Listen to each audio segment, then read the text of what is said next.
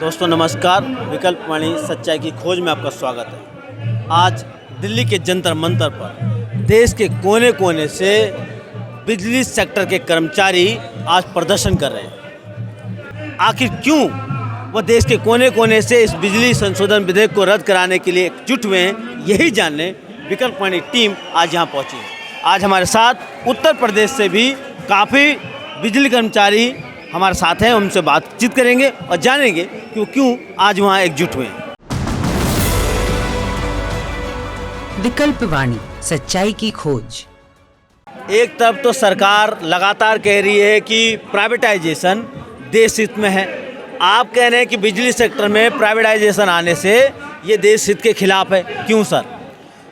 सरकार का कहना बिल्कुल गलत है, क्योंकि जिस दिन सार्वजनिक क्षेत्र से बिजली प्राइवेट सेक्टर में चली जाएगी तो जिस तरह से उज्ज्वला के लोगों का हश्र हुआ है, वही हश्र आज निम्न तबके के जो गरीब किसान, मजदूर और गरीब तबके के लोग हैं उनका होगा। क्योंकि ये क्रॉस सब्सिडी ख़त्म कर देंगे।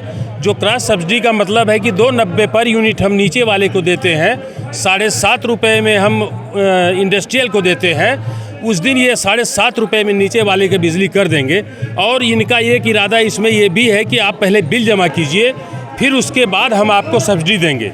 तो जिस तरह से गैस सिलेंडर पर आप 240 रुपये सब्सिडी पाते थे और आज 35 रुपये मिल रही है, उसी तरह से गरीब तबका न तो 2000 रुपया का बिल जमा कर पाएगा, उसका कनेक्शन कट जाएगा। जो बहुत बड़ा नेता हो वो क्या प्राइवेट इंजीनियरिंग कॉलेज में अपने लड़के का एडमिशन कराना चाहेगा या आईआईटी में कराना चाहेगा? सरकारी आईआईएम में पढ़ाना चाहेगा या प्राइवेट एमबीए कॉलेज में पढ़ाना चाहेगा? अगर वो कहते हैं कि प्राइवेटाइजेशन बहुत बढ़िया है तो यही है। ये प्राइवेटाइजेशन यूरोपियन कंट्री के उद्योगपतियों के दबाव में यह सरकार कर रही है। 1990 से प्राइवेटाइजेशन का दौर चल रहा है। कई सरकारें आई हैं, कई सरकारें गई हैं, लेकिन प्राइवेटाइजेशन को बढ़ावा ही दिया गया। इसको कैसे रोकेंगे सर आप? नहीं, प्राइवेटाइजेशन को पहले जो सरकारें थीं, अगर कर्मचारी और उद्योग या जनता खड़ी होती थी, उनकी बातों को सुन करके वो टाल देते थे। लेकिन ये सरकार टालने की मूड में नहीं है। ये सरकार सब चीज़ को बेचना है। एक मौद्रीकरण नीति आई है, आपको मालूम है। ये रेलवे से लेकर के, बिजली से लेकर के, ऑयल सिस्टम को लेकर के, पाइपलाइन को लेकर के, सारी चीज़ों का इन्होंने एक खाका तैयार कर रखा कि इतने को हम बेचेंगे, लेकिन जनता के बीच में परोसते हैं कि हम इनको लीज पर दे रहे हैं। ये इनकी नीति है। और आज हम लोग 2000 में उत्तर प्रदेश तोड़ा गया था, लेकिन 2000 से 2022 तक अभी ये प्राइवेट नहीं कर पाए, क्योंकि 7 शहर कर रहे थे, लड़के रोका। 7 जिले कर रहे थे, लड़के रोका। 5 शहर कर रहे थे, लड़के रोका।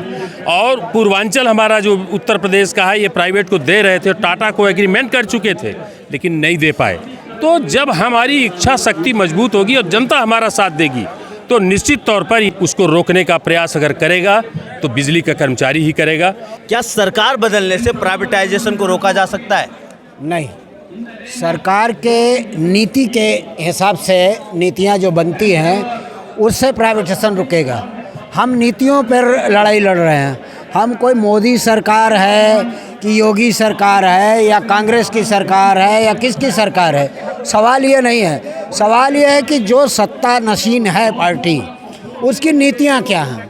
तो सरकार की नीतियां अगर हमारे मजदूरों के खिलाफ हैं, देश की जो आम जनता है, जो उपभोक्ता है, उसके खिलाफ है, तब हम उन नीतियों के खिलाफ संघर्ष कर रहे हैं। हमारा ये कहना, हमारा किसी सरकार से कोई मतभेद नहीं है, हमारा सरकार की नीतियों से मतभेद है।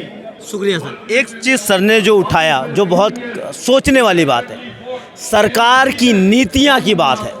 हमारे देश की अर्थव्यवस्था की नीति ही देश की व्यवस्था को विकसित करती है। आज जब प्राइवेटाइजेशन किया जा रहा है, पूरा सोच समझ के किया जा रहा है। सरकार किसी की भी रहे, प्राइवेटाइजेशन को हिलाते नहीं है, क्योंकि सरकार की जो नीति है, वो नीति है साफ नज़र आती है कि आम जो लोग हैं, मेहनतकश लोग हैं, सड़क पर चिल्लाते रहे, उनकी कोई नहीं सुनेगा।